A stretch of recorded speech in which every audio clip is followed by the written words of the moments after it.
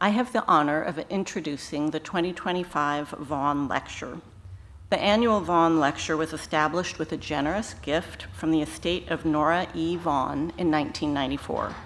Mrs. Vaughan established this endowment to support ROM's tradition of inviting a curator each year to share their latest research with the public.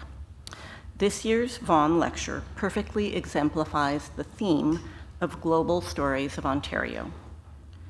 African fashion and cloth are now in the global spotlight, the subject of major exhibitions, publications, and catwalk successes.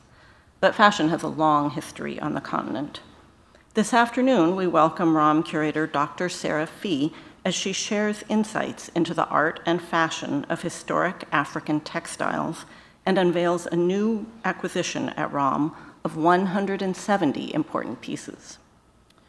Sarah Fee, Senior Curator, Global Fashion and Textiles Curator at ROM, and 2025 Vaughan Lecture recipient, is going to share with us the journey to preserve and study these textiles and to make them accessible to the world. Sarah Fee joined ROM in April of 2009. She's responsible for the museum's renowned collection of 15,000 textiles and fashion that come from Greater Asia and Africa, as well as Eastern Europe. Her curatorial interests include woven and printed textiles, textile trades, cross-cultural appropriations of cloth and dress, ceremonial exchange, spinning and dyeing technologies, and the history of museum textile collecting. Sarah will be joined later in the program by ROM's newly appointed curator of Global Africa, Tandazani Daklama, and Callie Greenidge, president of TMU's Black Students Fashion Association, to discuss contemporary art and fashion practices inspired by African textiles. Please welcome ROM's 2025 Vaughan Lecture recipient, Sarah Fee.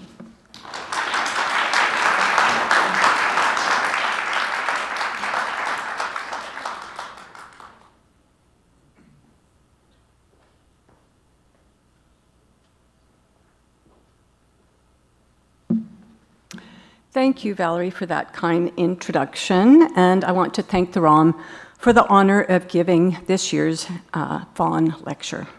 And of course, I want to thank all of you for joining us today. I know we had very stiff competition from the pre-Oscar parties, but I think you've made the right choice in being with us.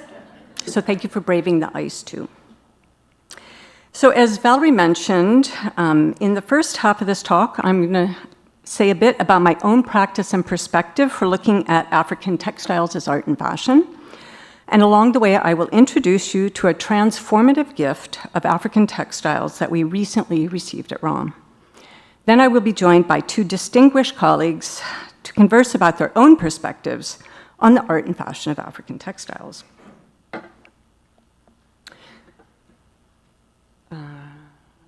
So I would like to start here. In very recent years, interest in contemporary global African fashion has exploded. A major catalyst was the exhibition Africa Fashion, held at the Victoria and Albert Museum in London in 2022. The exhibit toured in 2023 to the Brooklyn Museum, and I was very happy to see it there. And next, it will be on display, I'm excited to say, in Montreal at the McCord Museum from September 2025. Get your tickets now.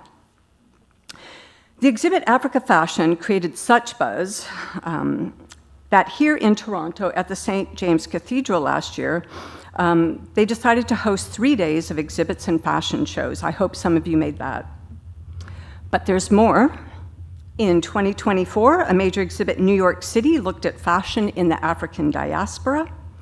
And now the Met Costume Institute has announced its 2025 exhibition and gala ball, Superfine, Tailoring Black Style. So it's a very visible and exciting moment for African fashion. But nevertheless, today as we celebrate contemporary fashion with its contemporary silhouettes, I suggest that we shouldn't forget that art, fashion, and fashionability aren't new to Africa. Historic African dress through the ages shows what fashion scholar Victoria Rovine calls the 3 I's: innovation, intentionality, and individuality. And above all, let us not forget that fashionability is found not only in tailored garments, but also in the rectangular wrapper garments that people across many parts of Africa have worn for centuries. Now, scholarship and exhibits, including Africa fashion, too frequently portray these wrapper garments or textiles as traditional and unchanging. But new studies, such as this 2024 work by Jody Benjamin, are showing how historic handmaids too could be fashionably innovative. But let's begin with just some basic background in Africa. It's always good to remember that it's a continent, and a very diverse one. It is made up of 54 countries, and today is home to 1.3 billion people. 50% live in urban areas in the 74 cities of over 1 million people. Over 2,000 languages are spoken. Climate ranges from desert to rainforest to river deltas to savanna. Now, in my talk today, I will use the term Africa to refer specifically to Africa south of the Sahara. North and South Africa for thousands of years interacted across the Sahara Desert through a network of trading trails. But even so, there are distinct textile practices south of the desert. And one of the most distinctive that we'll see several times in this talk is the weaving of very narrow strips. As you can see in the postcard, some of them as narrow as 1 centimeter wide. These are then stitched side by side to create sarongs, shirts, and tunics. And you can see in the tunic to the left how each of these colored stripes or strips is actually made of an individual strip that has then been sewn together. And in my talk, I'm going to illustrate it with the transformative gift that Valerie referred to of 170 African textiles that we received just this past October. The gift is transformative because previously we had relatively few textiles from sub-Saharan Africa at ROM. Of our collection of over 40,000 pieces from around the world of textiles and fashion, only 450 come from sub-Saharan Africa. That's about 1%. Across all of Canada's museums, from British Columbia to Newfoundland, there exist only 1,000 works. And the same holds true pretty much across America and European art museums. And I wondered why this neglect of African textiles. Well, I spent some time researching the question, and I traced it to the Victoria and Albert Museum in London. The V&A was established in 1851 as a design museum. Objects were put on display in order to inspire British industrial production. Textile samples were put in special libraries that manufacturers could consult in order to emulate or simply copy them. However, the V&A did not consider African textiles to be of good design. It only collected European, Asian, and Islamic works. Art museums in the US and here in Canada followed suit. They might take donations of African textiles from missionaries or anthropologists, but they did not actively seek them out. Now, if we can see that this was a racist practice then, it is today totally out of step with global Ontario and the GTA's current demographics, which is 30% foreign-born. Nigerian Canadians are among the fastest growing segment. ROM's strategic vision strives to be a museum where all visitors see themselves reflected in collections and exhibitions. And that is why I'm especially pleased to share today details on the recent gift of 170 African vintage pieces. They came from a much larger collection of over 700 African textiles assembled over 40 years by Barbara and Bill McCann of Blue Mountain, Ontario. And I'm thrilled to say the McCanns are here with us today.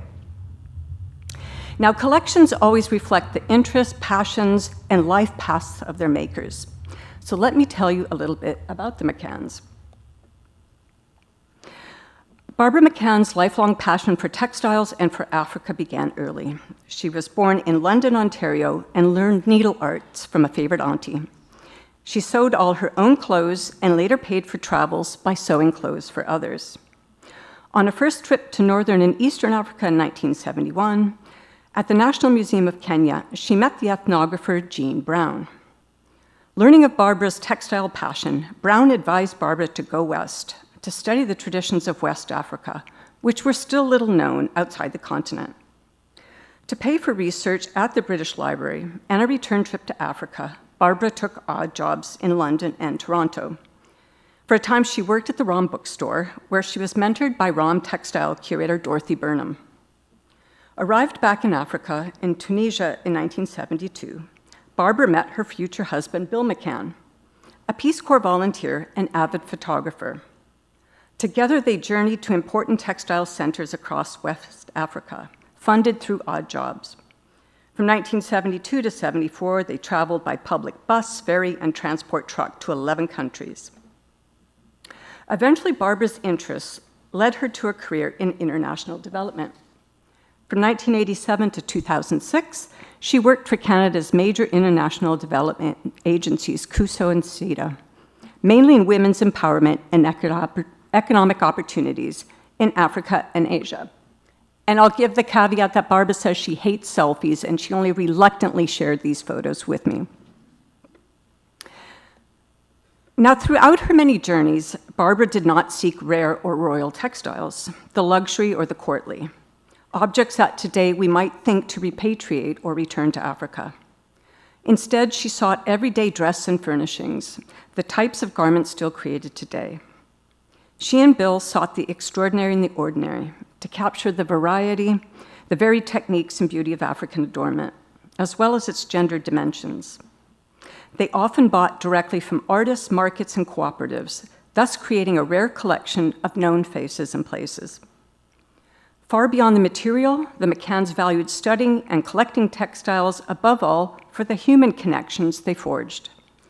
Textiles sparked meaningful conversations with artists, vendors, and everyday people.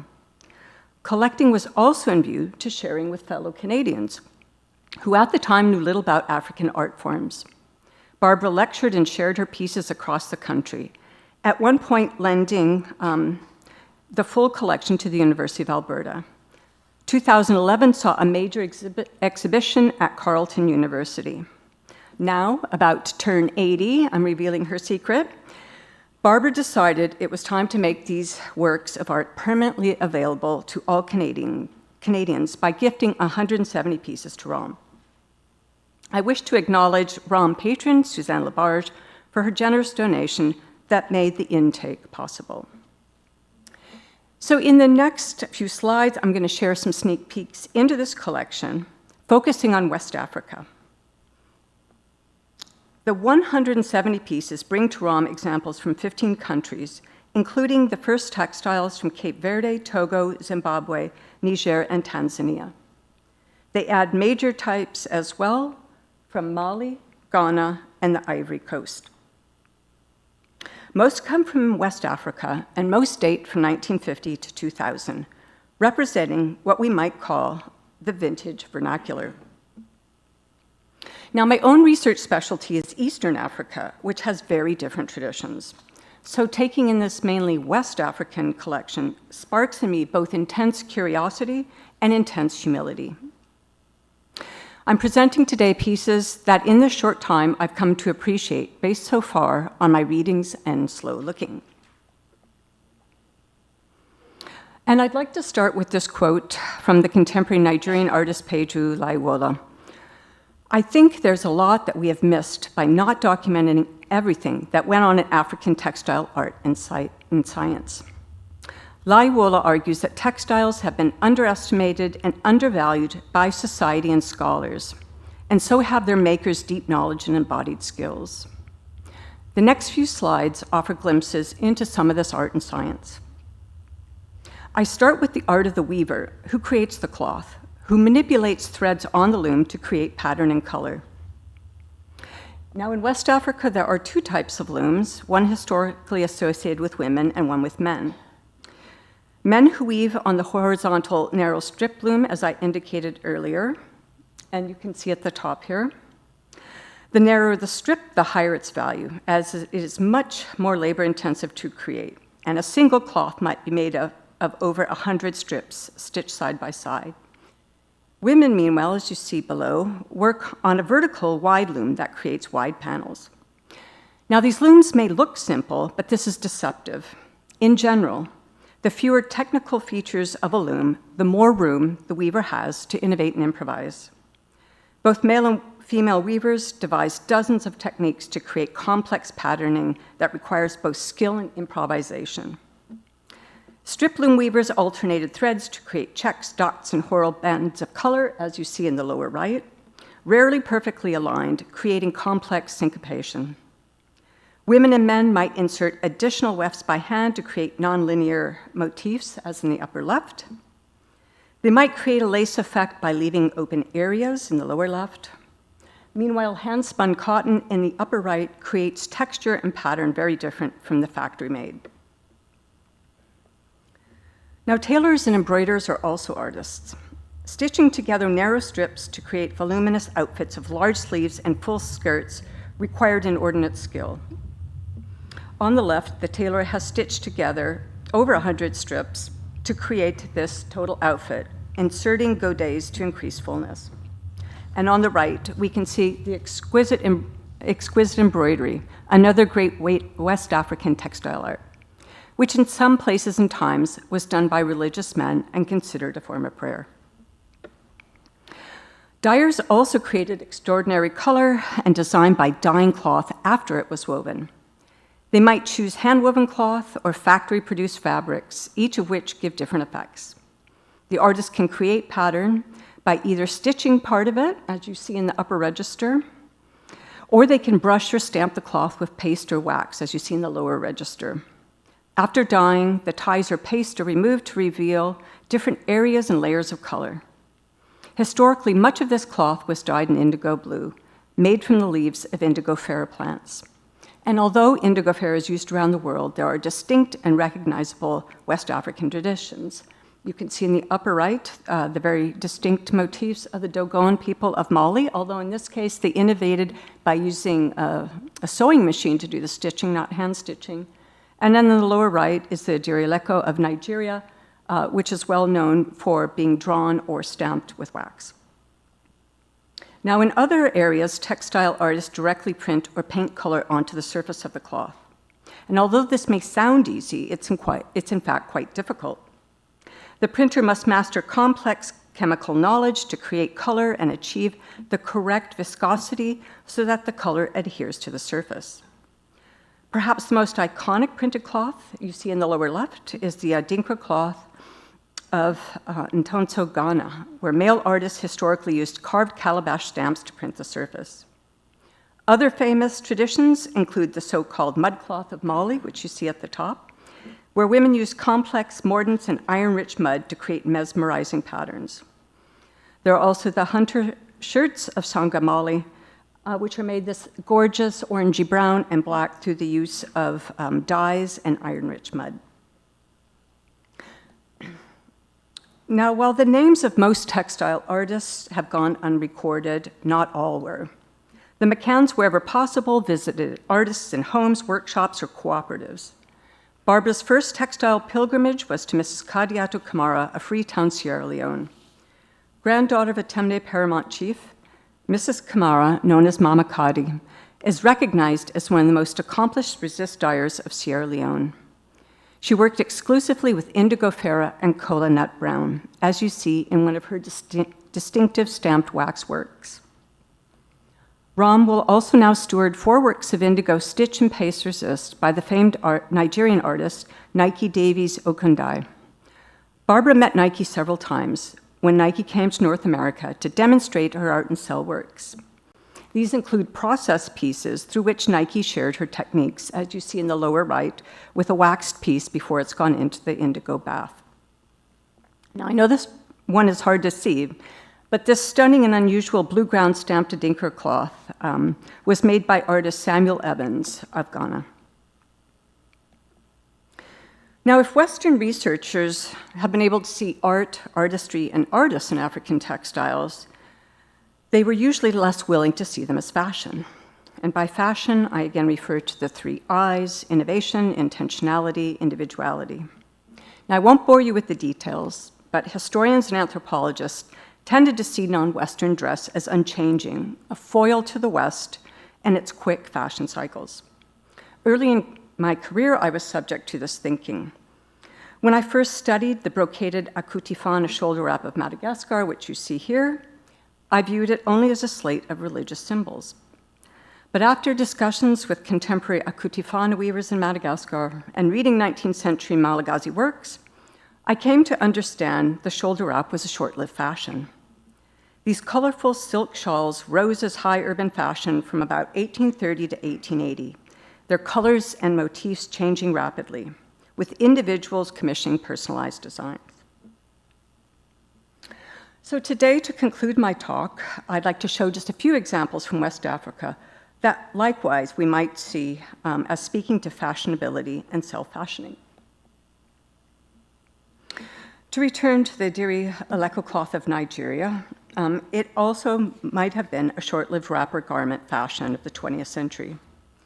Women and men made a wide variety of patterns using feather stencils and other tools to apply a cassava paste to the surface. Submersion in one or more indigo dye baths created several shades of blue. It was fashionable dress in the mid-20th century, with many designs continually changing and some remaining classics. Now, when its popularity faded, some scholars interpret this as artistic decline, but others saw simply the end of a fashion cycle. Perhaps the most famous of strip-woven cloths is the kente cloth, worn by men and women of the Ashanti and Ewe people. It is worn as ceremonial dress and is known for its weighty formality and complex meanings of its woven symbols. Yet it, too, has seen elements of changing fashion over time. The earliest examples of kente from the 1840s, which you see in the upper left, have minimal motifs and use natural dyes. It looks quite different from the modern maximalist design and the distinctive bright colors of contemporary kente. These bright colors actually came via synthetic dyes from 1870s and especially from the 1950s, and they were widely embraced by both weavers and consumers. Now, speaking of synthetic dyes, is this wild Pan-African fashion trend which emerged in the 1960s. Natural dyes from plant sources, such as indigo, are very time-consuming. Around the world, Azo synthetic dyes from the 1960s liberated textile artists. With just colored powder and a bucket of water, they could create every color in the rainbow. Using tie wax and paste resist, textile artists from Sierra Leone to Tanzania wildly experimented to create extraordinarily imaginative works. And I dream of an exhibition that would showcase this modern fashion moment. But not all fashionable cloth and dress was locally made. For thousands of years, Africa has imported foreign cloth over trans-Saharan trails in the Indian Ocean. And today, perhaps most universally known of African textiles may be this: these cotton, factory-printed cloths, usually made in Europe with bright colors and bold patterns. They are variously known as Ankara, wax, kitenge, and African prints. Now, Barbara McCann, not coincidentally, collected a very certain type of African prints. And these are cloths that commemorate women's activities, their projects and concerns, as you see here from Malawi and Kenya. Now, throughout her lifetime, as I mentioned, Barbara endeavored to make her collections accessible through lecture and exhibits, and we at ROM plan to honor this. The collection will soon be placed on our online collections database, and they will thus be available to the public, researchers, and designers everywhere. We hope to continue to hire summer interns to help study and process the pieces. In summer 2024, our student intern, Aziza Alawusa, an MA student in fashion at Toronto Metropolitan University, helped us post online our pre-existing collections of African textiles. I'm excited to share that the ROM's Veronica Jervis Research Fellowship will relaunch this spring. This annual fellowship supports one researcher to come to ROM to study its collections. And I'd like to end where I began, and that is with contemporary urban African fashion. Going forward at ROM, we intend to also acquire examples of the most current urban fashion design and designers from the continent and the diaspora, so that we too might capture for posterity the African fashion of now. Thank you very much.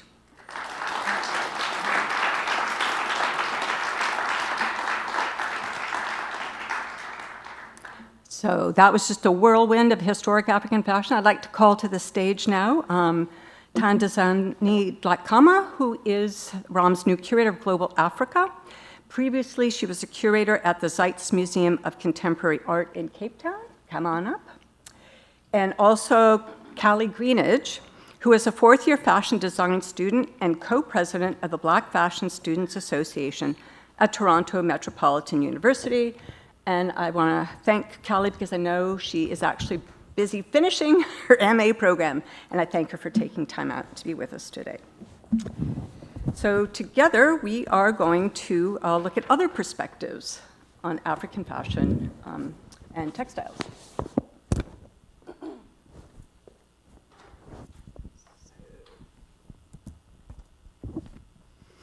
So, welcome, ladies. Thank you, Sarah. Hello.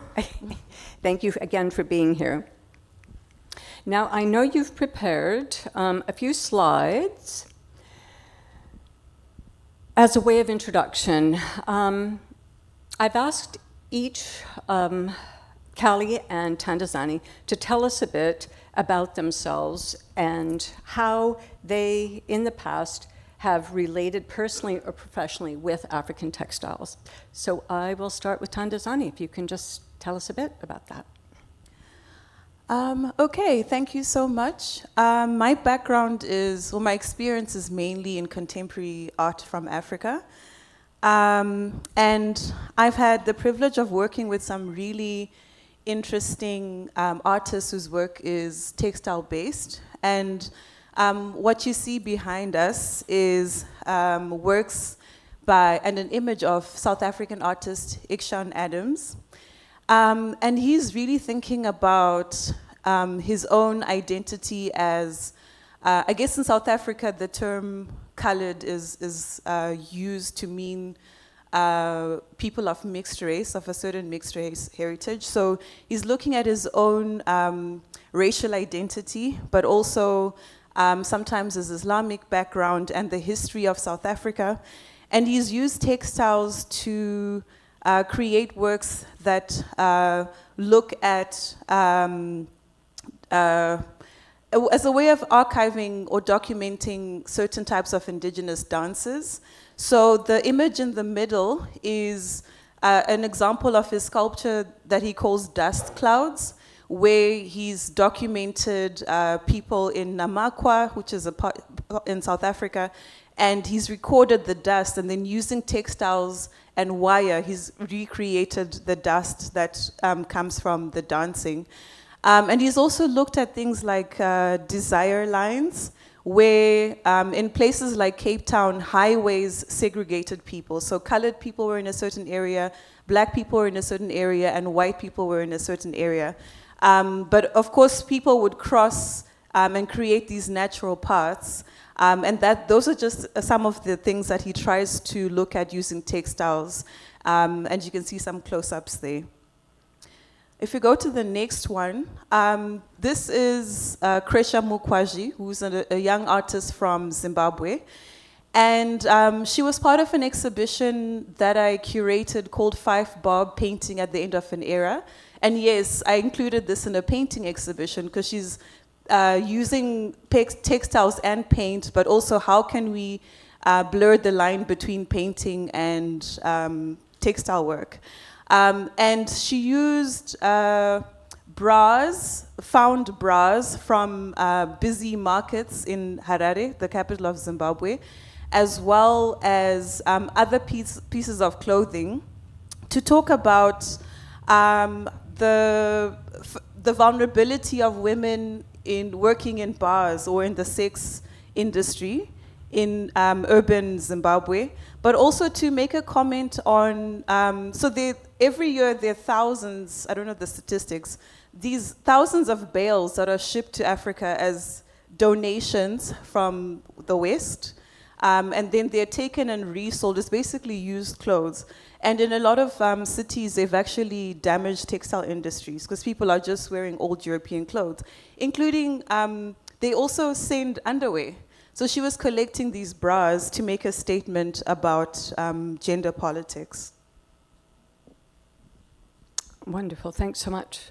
And Callie, I guess I'll ask you the same question. Just to introduce yourself, can you tell us about your own personal and professional ties to African textiles? Yes. So I am currently in my 4th year at TMU for fashion design. My connection with African textiles really is based in African wax cloth, Ankara prints, and kente cloth. My mom's from Ghana and my dad's from Trinidad. And I've really found a real connection in looking at the cloths. I grew up in a predominantly white area, so I always found wearing African cloths as a way to connect to my heritage, and getting to further experience that in my education now has been a really formative experience, and I've learned a lot about kente cloth just in this past couple months working with it, and it's been like a really big turning point for how I want to work as a designer. Thank you. So Tandazani, I think many of us are familiar with the works of Ella Natsui, who's been inspired by textiles, but can you tell us about maybe 2 or 3 other innovative artists, maybe more contemporary, who are inspired by textiles today on the continent or in the diaspora? Yeah, sure.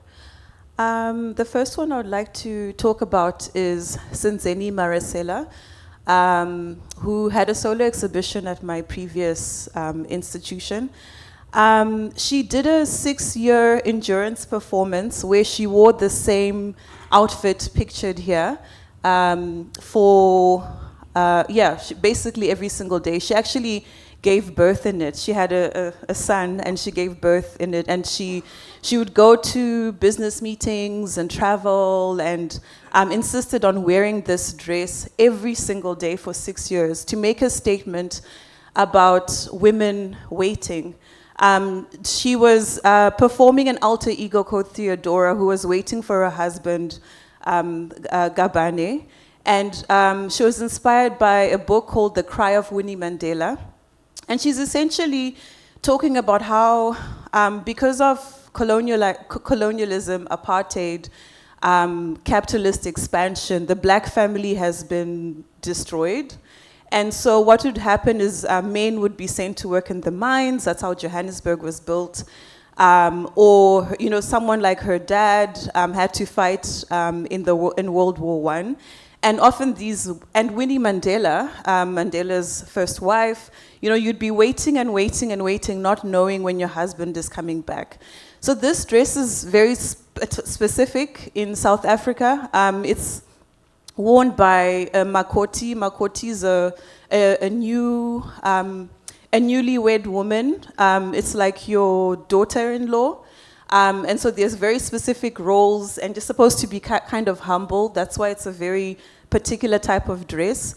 But also through looking at Sinzeni's practice, she reminds us about really interesting histories of certain textiles. So the dress can be called a shweshwe dress, or shweshwe fabric, and shweshwe fabric comes from King Mosheshwe of Lesotho, and he was apparently gifted this type of fabric by French missionaries. And then over time, communities in Lesotho and beyond made it their own. On the right is an image of, she created these sculptures with blankets. The blankets are Basotho blankets, but also as a makoti, as a newlywed, to show humility. For the first few years, you'd cover yourself with a blanket. But she's added these red threads to talk about the burden of, womanhood, the burden of waiting. And red is very distinct, even in her crocheted works, because she's also referencing red earth. Like I said, her father was forced to fight for the British in the First World War. And the way the red time was very different. So she doesn't have a very specific date as to when he was born. Second World War, but he was born during the First World War.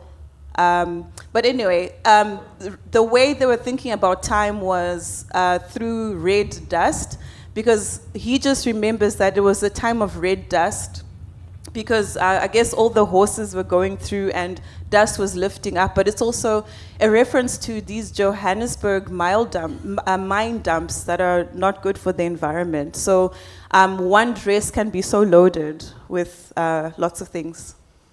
And maybe we can go to the next image. Another person that I've had the privilege of working with is Thania Peterson. Again, looking at the colored identity and her Muslim heritage. Parts of the colored community in Cape Town, some people call themselves Cape Malay, because some people find part of the identity in Asia.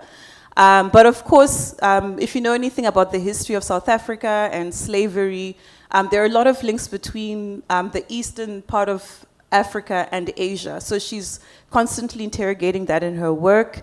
The bottom middle image is an image of, she did a residency in my previous museum, and those are costumes of the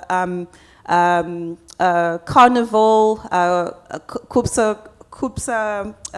Casper Klupsa, which is basically, like with any other carnival, many other carnivals around the world, it stemmed from slavery, and it was a way of celebrating identity. So the teeth, so she creates these tapestries, she does performances with certain types of dress. And I just want to say one thing about the teeth on the left, top image on the left, you'll see the teeth has gaps. Again, it's a quirky way of exploring her colored identity, where during colonial times, the indigenous people, a lot of languages in Southern Africa, people have used clicks as part of the language, and it annoyed the Europeans, so they would forcibly remove the front teeth to stop the people from clicking. But then over time, certain members of the colored community embraced it, and they would remove their own teeth and put gold teeth as a way. So she's looking at that type of thing using fabric. And maybe one more quickly. Do I have time? Just to answer your question. Well, you mentioned, you asked the question about Ala Natsui. You started off by asking about Ala Natsui, and of course the ROM has a beautiful piece by him. A contemporary of Ala Natsui is Abdoulaye Konate from Mali, and this was a monumental, the piece on the left was a monumental piece at my previous institution, and I had the privilege of working quite closely with them for that site-specific work. But one thing that's quite interesting is that he looks at, for that work, he looked at signs and symbols and was thinking about the legacy of Yusuf Tata Sise, who was a Malian scholar who basically amplified or did extensive research on signs and symbols within Malian cloth and heritage. Amazing. These are all amazing. I hope we can see them at the ROM someday. I hope so too. I was going to say, but that's the next question. I am really curious now, Callie, to see what your own fashion practices are and how you've been using and incorporating African textiles in it. So if you can tell us a bit about your fashion practices. Yeah, so I've been sewing for years, and as I stated, one of the ways that I connected with my roots was through this cloth. So this is one of my projects in the pandemic where I explored using wax cloths, and I tried manipulating some of the cloths. So I changed the orientations and played around with that. If you go to the next slide. So these were some of my first projects back in first year. I learned about the Afrofuturism movement when Black Panther came out, which I'm sure a lot of people did as well. And that movie was a real turning stone for me, and it really encapsulated what I was looking for. And it felt like I found a community in that. For those who don't know, the Afrofuturistic movement is just kind of the idea of rethinking what our history was and what it could be. For my personal understanding of Afrofuturism, I like to look at it as looking to the past to inspire our future. So that's something that I'm always keeping in mind in my work. If you go to the next slide, I think it is. So this was a project I did for a carnival arts class about 2 years ago. The class assignment was to create a carnival costume. And with that, I wanted to look at my Trinidadian roots as well as my Ghanaian roots and combine those. In Ghanaian culture, we have what are called Adinkra symbols, and they represent different values, different meanings, different things to uphold our, place in society. You can kind of see it in the top right, I think it is, but the symbol I used for this piece was called Osidan, and that means innovation. So through my project, I wanted to think about the innovations that the Black diaspora are responsible for and celebrate the innovations of the past and the potential innovations of the futures. So through this project, I upcycled some materials. I took glass beads, Ghanaian glass beads, and I mixed them with some more like metallic things. And in my mind, I was like, oh, maybe these beads like hold meaning or things like that. I think thinking of things in like a speculative kind of way has been one of my ways of exploring fashion and as well as just my heritage. I've spent a lot of my time in university taking Black Studies classes, which have shown me how incredibly important Black people have been to society and historical practices and innovation.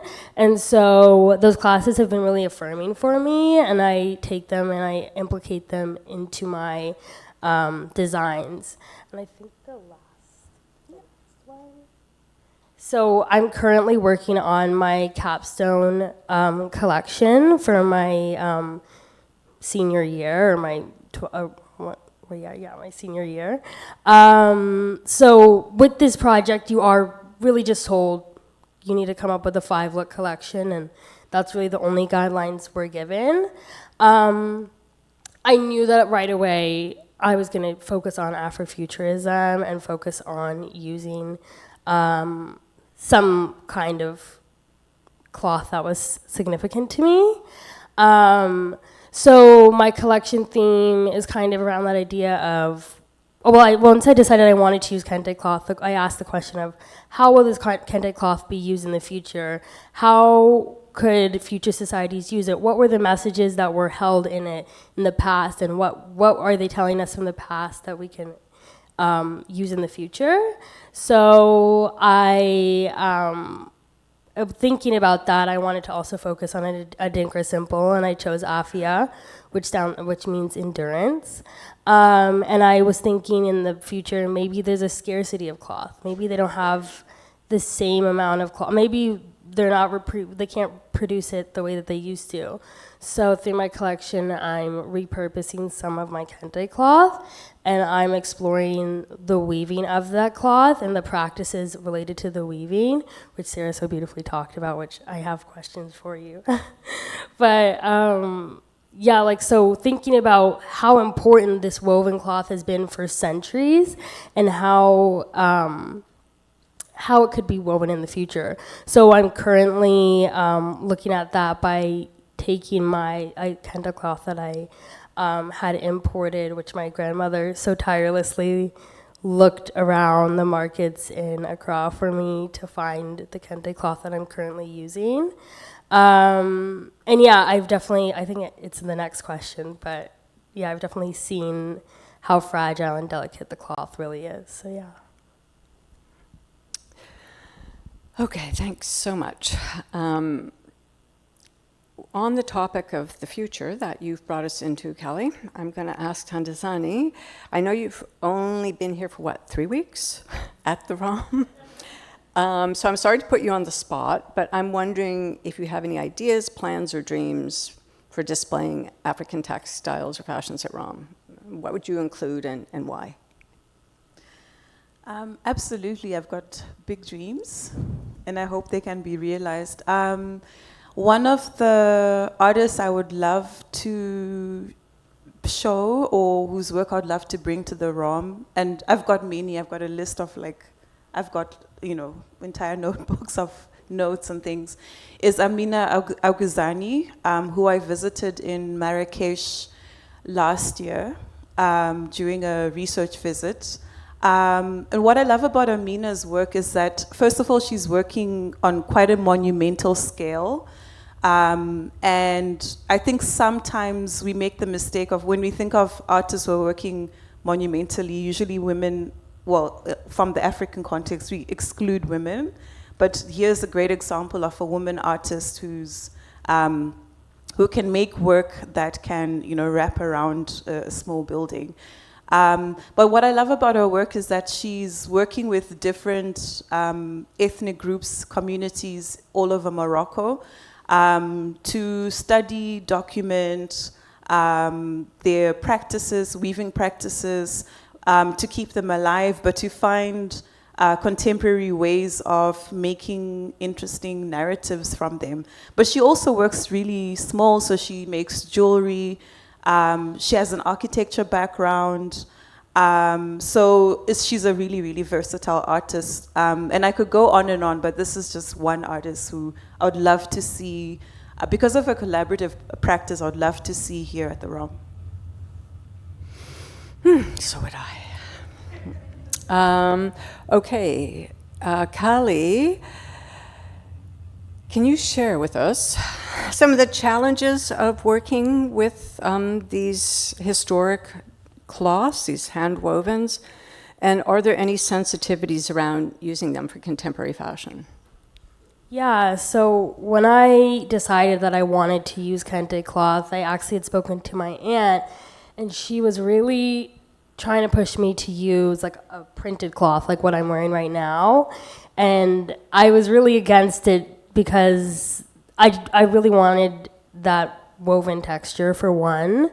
And for two, I wanted to take on that challenge, which I am learning currently. There is some challenges to it.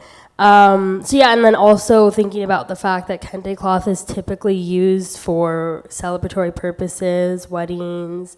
They're used for like any kind of ceremony, funerals, things like that. They're not typically worn day to day. But through my collection, I also wanted to ask that question of maybe in the future it is worn daily.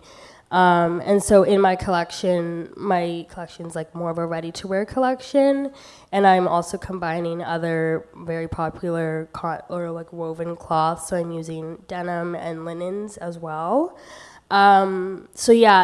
The kente cloth is a very loosely woven fabric, and it virtually dissolves in my hands every time I cut it. So learning how to stabilize it and, take care of it has been a really interesting part of my, collection process. I think that's why we don't see it on the day-to-day, but I think it should be celebrated in every way. So I hope to see more kente on the day-to-day and fashion in the future. When we spoke the other day, you had said something very interesting about it being more of a cloth for ceremony or ritual. Can you just say a little bit more about that, about using it in the everyday? Yeah. I know that. So typically, what happens is these cloths. There's there's just like regular ones, and then you can get it customized. So these cloths are like not really that easy to access because they're typically customized. Like the one in the top is a custom one. So what they do is they take a pre-woven one, they unweave that, and then they use that thread to then reweave it into a custom one. So I think that's why we don't see it on that casual in that casual way. But I don't think it's necessarily an issue to have it be worn casually. I think it actually is something that we should see more. I think it's really interesting to see like how much it takes to actually create it, and that's like why we don't see it all the time. I think what you had said to me is that it's also good to celebrate the everyday or Yes, absolutely. Yeah, I definitely agree. Yeah, definitely want to see it celebrated daily. And yeah, so like my collection has some like more like tank tops and like things you can throw on, just so that, you know, we can kind of see it in that everyday way. So I've got one more question for each of you, and then I know we're going to turn it over to the audience for a few questions. So for Tantazani, what are some of the more innovative fashion events on the continent that you've seen in recent years, or fiber arts? Because we often don't get them here in North America. So it's not strictly fashion, but I wanted to speak about the work of Yinka Shonibare, who's a Nigerian-British artist, and he's done some incredible works using what we loosely call African prints. Some people call it Java print because, you know, the British sold it to West Africa, but it went through, they took ideas from Java, or, you know, you can go on and on about the history. And again, it goes to what you were saying earlier, that, you know, culture is not static, and, you know, human beings have been borrowing from each other since the beginning of time. But why I love Yinka Shonibare's work is that he makes really powerful, often political statements using this fabric. So he'll take, you know, a European opera, which their video stills, the bottom middle image, if you can see it, is from he's remade a European opera, but with everyone and remade similar costumes, but using African print. And on the right is a really, really famous work. And again, I would love for this artist to be shown here at the ROM. It's a work where, if you look closely on the table, that's the continent of Africa, and it's referencing the Berlin Conference, where Europe was cutting up Africa. So all the European heads of state are dressed in Java, and they are talking about colonizing Africa. And it's, I think it's at the Smithsonian. And so here you see a picture of Yinka Shonibare sitting in front of a library. He's also done these libraries on, say, African designers, and then it's a whole room, or like a library the size of the stage, where each book is covered in, again, loosely calling it African fabric, but it's an actual reference book of a reference library for African fashion or African painting or different African, basically looking at the Black art historical canon.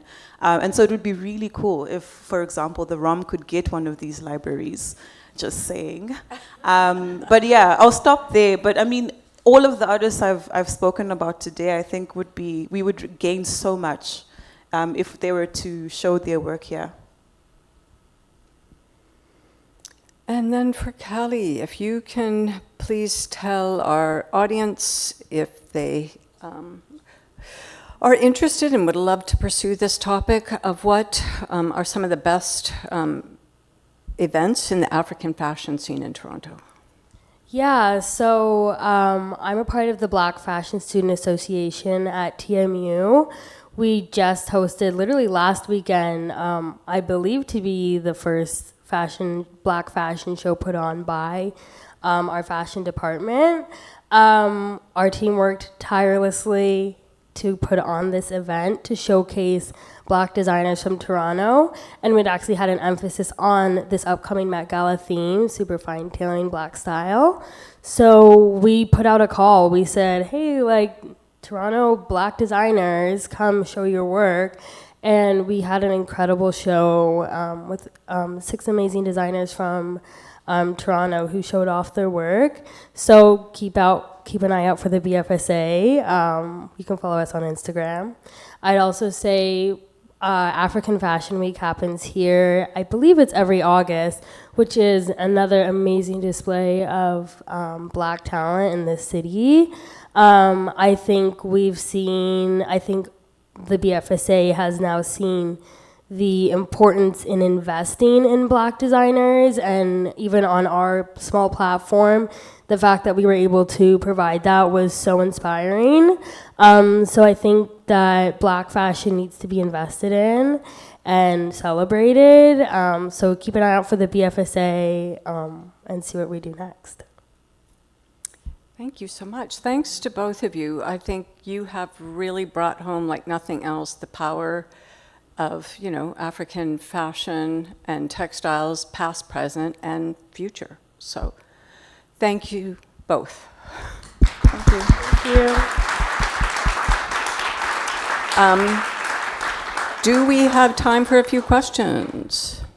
Yes, that was a thumbs up. Excellent. So we're going to put the lights up and we're going to invite everyone to ask questions of any of us.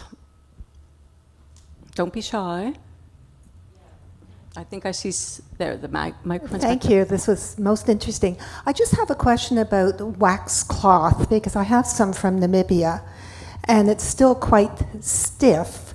If I wanted to sew with it, do I soak it in cool water, or does it soften over time? What am I supposed to do with it? I'll answer, I guess. That's for you, Kelly. I'd say with any fabric, you should either wash or press it before, because fabrics will shrink. So I do know what you're talking about, because they do come quite stiff. Yeah, I would just give it a wash. Just a regular wash, cold water or warm water.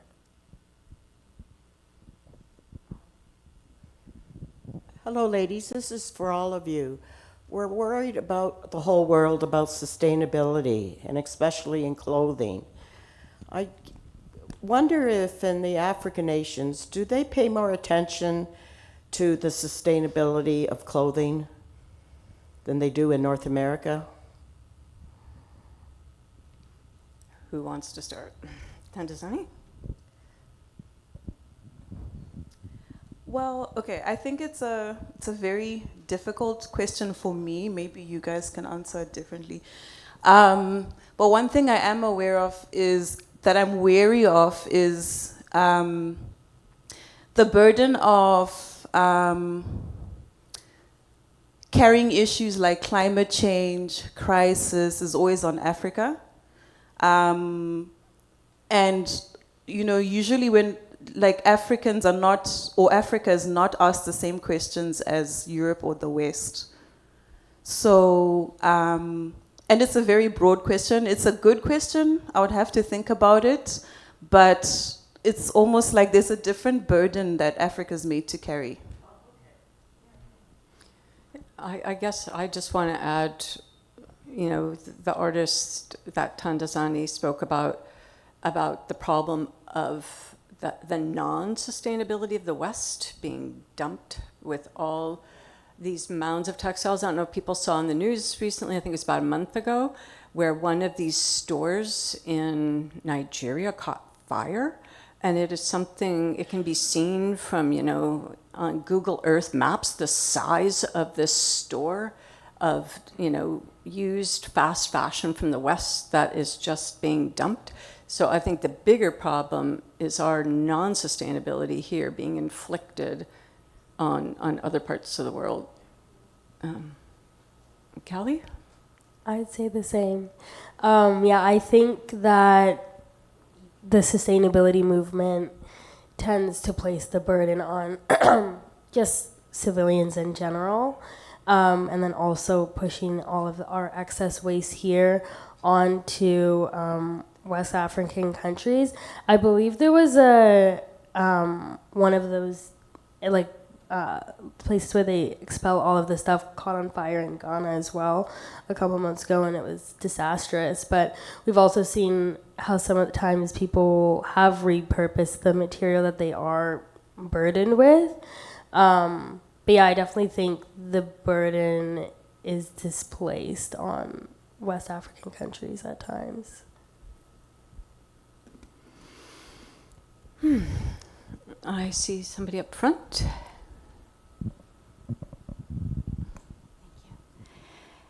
Thank you for this presentation. I think it was amazing. I've learned a lot. My question is related to the previous one, as related to sustainability. but also related to the traditional forms of weaving from Africa. Is any of your groups doing any effort to promote the traditional forms of weaving from the indigenous communities, the tribes, the different tribes in Africa? Honestly, I don't think there is that. I haven't really seen that much. I've been learning about weaving primarily through myself, and then also like through some of the textile professors at my university. But yeah, I mean, I've definitely found there is like a lot of information online on how some of these cloths are woven, but I don't know of any personal efforts beyond my own, I guess. I guess to answer from my perspective, I'm interested in the stories that artists are talking about our present day. And if an artist wants to tap into history to make a point that's relevant today, that's great. I'm more concerned about how Western museums have portrayed African objects in a way that doesn't show continuity of practice, in a way that is static. And whereas other cultures, we celebrate, modernity and contemporaneity, but Africa is kind of supposed to stay frozen in history. So I think part of my work here will be challenging that while I'm in Canada. I think we have time for one more question. Thank you for your presentation and for this. My question is also along the same lines, but I want to address it to Director Fee and our 3-week-old new director. Is there something along the lines of sustainability, well, not sustainability, but in assisting local artisans in Africa to continue the efforts of this dying art form,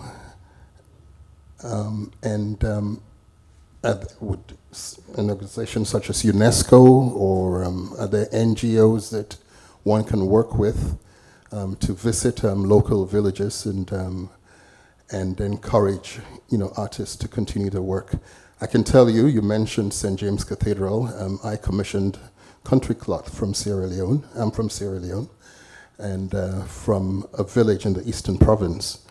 It's a family that's been there for over 100 years, and they use the same practices, but there's just very few of them left.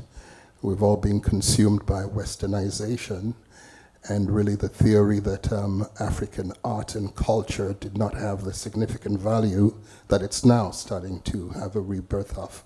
So really, would you seek to make an effort to try to start to see how we can move towards creating linkages and that could encourage local artisans to continue their exceptional work? Thanks so much, and I'd love to continue to talk to you after this presentation today. It's a very, very complicated topic, and sometimes where we think,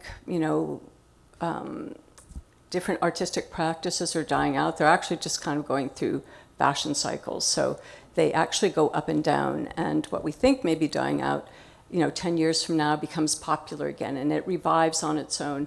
The challenge has always been that if there isn't, a local consuming group, it's kind of artificially, buoyed up, and it can sometimes not work out well for the artists, because if an NGO comes and they work with them for a few months and then they ramp up production and people learn, and then there's no market for it.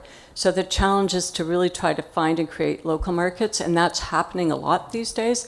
But as Tandazani was saying, it's not a static thing. So people are, creating new patterns, new products, new designs that keep the art alive. And my own, I guess, strongest connection is to groups in Madagascar. And what has really helped weavers there is both having local fashion designers promote and use their textiles. And so it's become very popular again now to wear these wild silk textiles locally. So you've got a local consuming group that will keep it sustained. But then you also have certain NGOs that have worked really hard to sell them to things like gift shops, in museums, both on the continent and in North America. But I'd be glad to talk to you more about it afterwards. I think that's all the time we have today. So I want to thank from the bottom of my heart again, Callie and Tandazani for this conversation.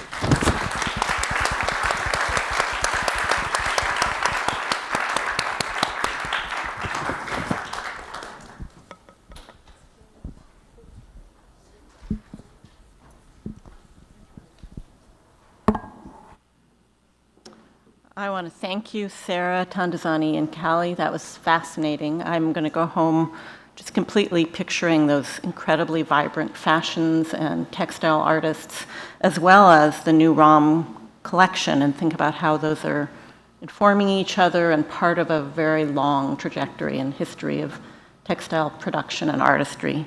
ROM is really, I'm really excited that ROM can play a role in continuing and engaging in this amazing heritage of textile production. I want to thank all of you for spending your afternoon with us. I think it was wonderful that you joined us, and I hope you enjoyed hearing from some of ROM's researchers and their community partners, exploring the work that's going on every day here at ROM. I hope that today's presentations inspired you as well. I often go home from these once-a-year days with my head just filled with ideas and things I want to pursue, and I hope you're going to feel that same kind of excitement. ROM's collections and research are central to our future as a 21st century museum, and we're so happy that you would share a sliver of that work with us here today. We hope to see you again at one of our upcoming programs, and you can always find current information on our programs on ROM's website. Our speakers will be available for a few minutes outside here in the rotunda if you have more questions. And thank you once again. Have a wonderful evening.